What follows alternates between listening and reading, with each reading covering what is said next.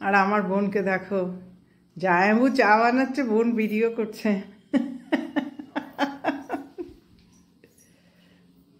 দেখো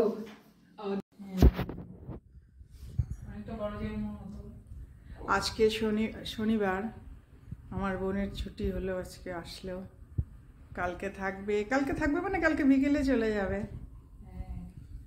আর কি। শালি এলো, জায়াবু চা বানিয়ে দিল। দেখো, একটা শালির জন্য, একটা জামাইবাবু নিজের জন্য।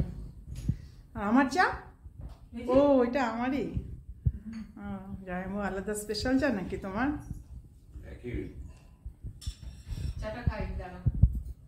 খেয়ে বল কেমন বানালো জামাইবাবু।